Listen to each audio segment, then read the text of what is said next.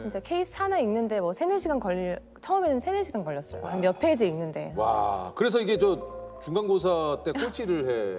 네. 펑펑 울었다고. 이 얘기를 되게 좋아하시더라고요. 네. 저한테는 되게 큰 상처였는데. 일단 뭐 네. 방송에서는 이런 거 좋아하죠. 네네. 좋아하는 단어. 안녕하세요. 반갑습니다. 저는 아티스트로 일을 하다가 지금 뉴욕에서 한 13년 정도 된 이소은입니다. 네, 반갑습니다. 그러니까 이게 참 또 신기한 게 그냥 지금부터 변호사님 같으세요. 아, 그래요? 제 기억에 이소은 씨의 톤은 좀 더 이렇게 뭐라고 해야 될까요? 뭐라고 하실래요? 뭐랄까요? 하이톤? 좀 더 하이톤의 약간 어떤 좀 뭐라고 해야 되나? 명랑소녀? 명랑소녀. 뭔가 제 느낌에는 그냥 그러니까 네네. 소은 씨가 지금 가수 활동하실 때는 이런 톤이 아니라 안녕하세요, 안녕하세요, 이소은입니다. 반갑습니다. 뭐 이런 그렇게 할 수도 있어요. 안녕하세요. 반갑습니다. 이소은입니다. 봐봐 어색하잖아. 봐봐 어색하잖아요. 오랜만이라. 그러니까 나이도 있잖아요, 이제는. 그래서 그런가요? 명랑 소녀가 아니라 이제. 아니 사실 소은 씨의 이제 가수 시절을 생각하시는 분들, 기억하시는 분들은 또 지금 또 굉장히 반가워하실 것 같은데 우리 뭐 이제 각자 추억 속에 소은 씨의 노래 한 곡은 다 있어요. 저는 서방님이죠. 서방님이죠. 네. 무조건이죠. 서방님 내 서방님 뭐 작별, 키친, 닮았잖아, 오래오래 다 명곡들이에요. 네.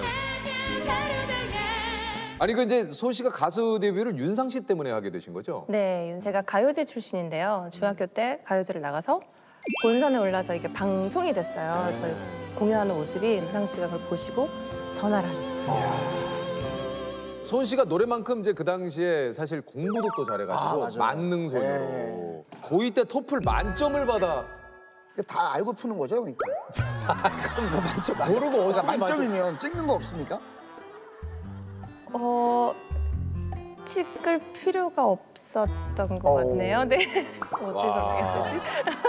아니 그러니까 이게 이제 가수 활동하랴 공부하랴 이게 힘들지 않았습니까? 힘들었죠. 음반 활동하고 뭐 학교 다니고 공연하고 하느라고 한번 되게 심한 대상포진도 오고. 지금 뭐 지방 공연 차 안에서 공부를 뭐 하기도 하고, 그러니까 막 이게 가수 활동을 하면서 사실은 이렇게 공부를 병행한다라는 게 이거 사실은 굉장히 좀 이게 불가능에 가까운 일인데. 문제집을 늘 들고 다니긴 했지만 되게 싫어서 남들은 다 막 노는데 저 혼자 풀고 있기는 좀 힘들잖아요. 그렇죠. 그래도 가지고 다니면서 해야 되진 않을까. 그 나름의 노력 했죠. 이게 사실 소은 씨 하면은 이제 뭐 여러 가지 또 기억에 남는 장면들이 있습니다만 그 무엇보다 천생연분에서 진짜 그 네, 이소룡 나올 옷 줄 입고 알았어. 덤블링하고 다리 찢고 막 정말. 예, 기억나시죠, 이소은 씨? 네네, 그럼요. 네. 어떻게 잊어요?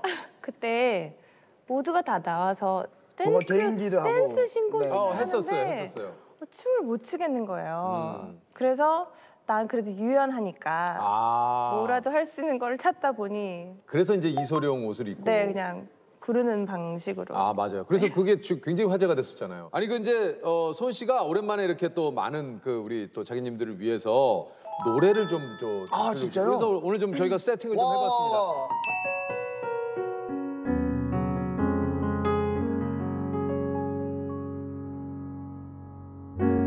아침에 나무 위로 는 듯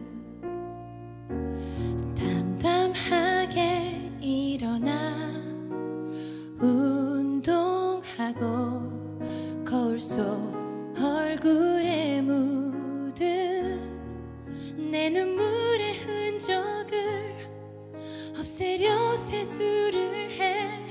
하지만 너는 남아있어. 우리 왜 헤어졌니? 정말 닮았잖아. 너무도 행복했었잖아. 아무리 노력해도 너를 나의 꿈속에서 버릴 수가 없어.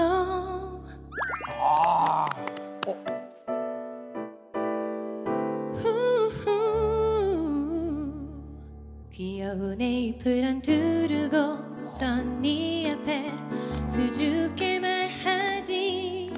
오늘 널 위해 요리한다고. 재료를 준비하는 내 손길은 바쁘고 마음만 급하고 너는 이런 날 귀엽다 하고 그래 나도 처음이야 누구도 아냐 바로 너야 혹시라도 우리 사이 멀어진다면 난 어떻게 그래 너를 갖고 싶어 누구도 줄 수 없단 말야 바로 너란 이유로 변했어 사랑하고 싶어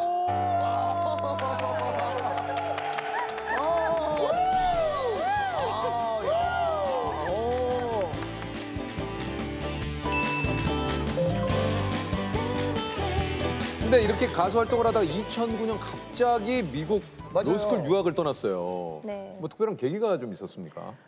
어떤 특별한 계기라기보다는 제가 너무 어렸을 때부터 연예계라는 사회만 알았잖아요. 그쵸. 그래서 대학교 졸업할 그 즈음에 이쯤에선 변화를 좀 줘야 되겠다라는 그 약간 절실함 같은 게 좀 느껴졌고 또 마침 그때 제가 저희 아빠에 대한 이야기를 좀 듣게 됐는데 아빠가 대학교에서 정치학과 교수를 하시다가 민주화운동을 하셨는데 부당해고를 당하셔서 네. 이제 그 사건이 법이라는 것은 좀 내가 이해를 하고 지나가고 싶다라는 생각이 들었어요. 좀 사람들의 삶을 바꿀 수 있는 거니까. 그래서 그때쯤 한번 좀 색다른 시도를 해봐도 되지 않을까.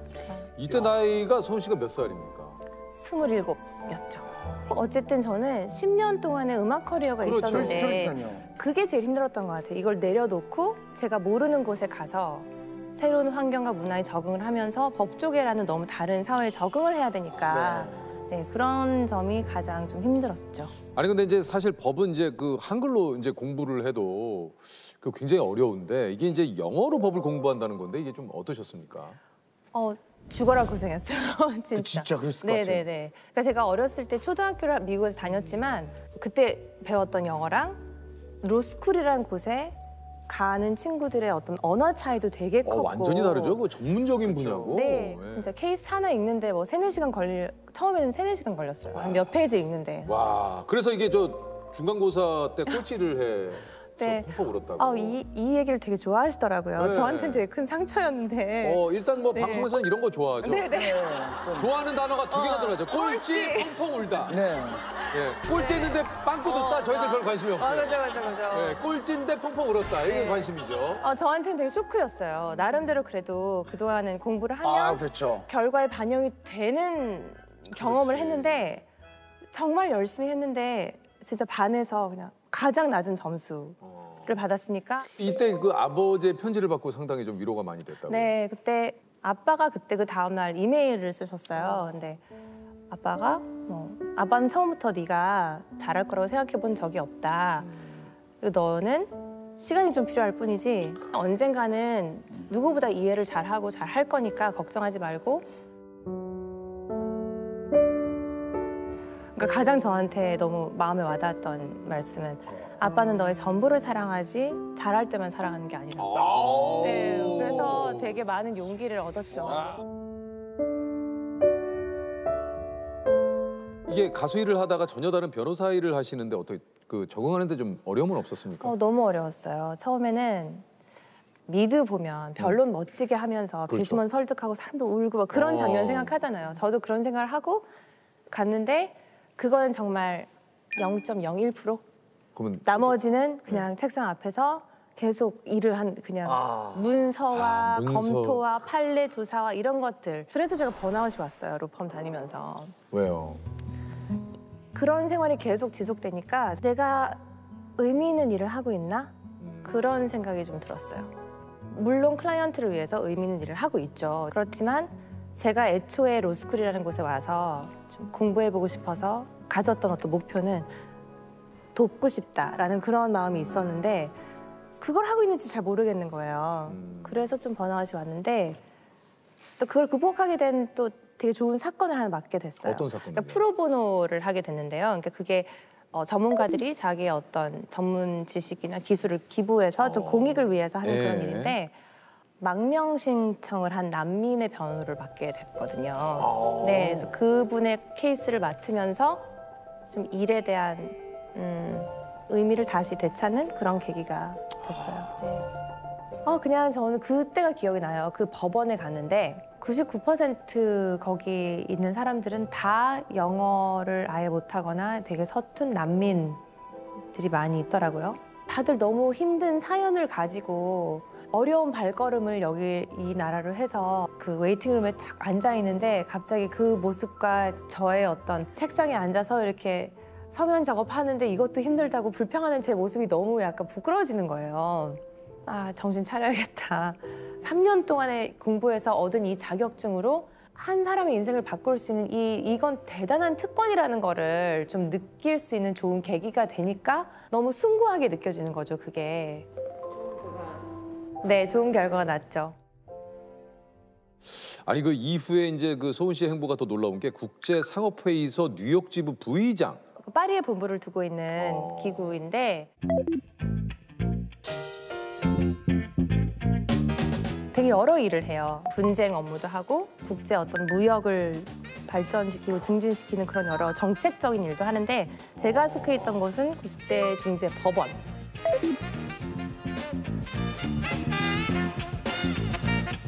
ICC에서 근무하는 유일한 한국인이었다고.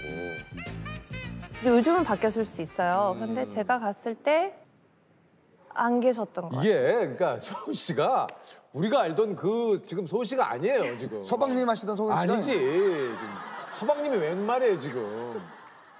어려서부터 이렇게 실패를 할 경우에 부모님께 축하 카드를 받으셨다고요? 네네. 좀 황당했어요 처음에는. 제가 로스쿨 시험을 볼 때 첫 시험을 너무 못 봤거든요. 그 로스쿨 입학 시험. 네. 그래서 그것 때문에 굉장히 절망하고 있을 때 엄마가 그때 작은 목걸이와 함께 카드를 써주셨어요. 뭐라고요? 너의 실패를 축하한다. 네, 아 진짜 그래서 그것도 뭐예요? 이게 뭔 소리야 그랬는데 그 계속 읽어보니까 이 실패가 5, 6년 뒤에 너한테 가장 큰 기회로 다가올 때가 있을 거니까 그때 어떤 밑거름이 된 오늘이 너무나 좋은 거라고. 그러면서 그걸 축하해주는 그런 카드를 써주셨던 기억이 있어요. 그 영향인지 모르겠지만 이제 소은 씨도 평소에 그래서 실패 이력서를 좀 쓰신다고. 아, 네. 이거는 근데 뭐 또 대단한 뭐 이력서가 있는 거라기보다는 제가 글로 마음 정리를 좀 많이 해요. 그러시구나. 뭔가 안 됐을 때 절망을 좀 하죠. 근데 이거를 리스트를 하다 보니까 이게 실패 이력서인 줄 알았는데 오히려 약간 내가 시도해봤던 이력서와 더 가깝다. 더 의미가 있더라고요. 어떤 이력에 올라갈 어떤 타이틀이나 이런 것보다 시도해봤던 것들이 모여서 다른 게 되니까 저는 되게 좋은 습관이라고 생각을 해요. 혹시 그 실패 이력서에 가장 최근에 적은 내용이 뭐가 있습니까? 제가 영어로 글을 써보고 싶은 그 꿈이 있어요. 공모를 했는데 떨어졌어요. 연락이 왔어요. 안 됐다고. 그것도 이제 올라가 있는 거죠. 네, 제가 쇼도 제작한 적 있어요. 아 진짜요? 이런 인터뷰 쇼. 잘 안 됐으니까 못 보셨겠죠? 근데 아무튼 어디서 하셨어요? 어디서? 실패 이력. 예? 어디서? 제가 혼자 파일럿까지 찍었어요. 그래서 이렇게 해봤는데 안 됐어요. 근데 또 해볼 거예요. 또 해보고 싶어요. 한국에서는 다수였고 외국에서 소수잖아요. 그리고 아티스트와 변호사 사이에 또 어딘가 있는 것 같고 내가 어떤 카테고리에 속해야 되나 하는 그런 혼란들이 전 늘 있었던 것 같거든요. 어찌됐든 숫자는 되게 많아졌지만 여성이나 소수인 중 숫자는 많아졌지만 결정권을 가진 분들은 대부분 백인 남성이기 때문에 되게 당당하려고 그 당당한 가면을 늘 쓰고 일을 했던 것 같아요. 근데 그런 혼란들 속에서 그래, 내가 여기서 이런 혼란, 갈등 이런 게 있지? 내가 어디 속하는지 모르지? 그럼 내 카테고리를 내가 만들어야지 하면서 계속 뭔가 찾아 도전하게 되는 그런 동력이 생겼어요. 오히려 경계에 있으니까 그게 힘들기도 하지만 굉장히 동기부여가 되더라고요. 신혼여행으로 탄자니아 의료봉사를 또 다녀오셨어요? 근데 이게 저는 좀 조심스러운 게 제가 엄청 좋은 일을 하고 싶어서 간 게 아니라 저희 남편이 그런 공공의료에 관심이 있어서 늘 좀 해왔던 일인데 네. 저랑 결혼하고 신혼여행 그 기간이 딱 됐을 때 올해는 못 가겠지라고 했는데 제가 같이 간다고 그냥 그렇게 해서 이루어진 거예요. 가서 정말 너무 뭉클한 경험을 많이 했죠. 저희 남편이 수술을 진행하고 있는데 갑자기 서방님이 나오는 거예요. 노래가? 네. 그러니까 플레이리스트에다가 자신의 마음을 좀 안정시키는 곡들을 이렇게 채워서 틀으면서 수술을 진행한다고 얘기를 예전에 들었는데 처음 본 거죠, 그거를. 탄자니아라는 낯선 곳에 어떤 한 클리닉에서 제 노래가 나오고 있다는 이 모든 사실이 너무 벅차서 울컥했어요. 그러시겠네요. 눈물이 핑 도는 거예요. 그래서 이래서 내 음악이 있는 건 참 행복한 거구나 그런 생각을 했죠. 또 남편분도 떠날 때쯤 되니까 우리 그 수많은 탄자니아 주민분들이 손을 잡고 셔방이 내 셔방이 너무 웃겨.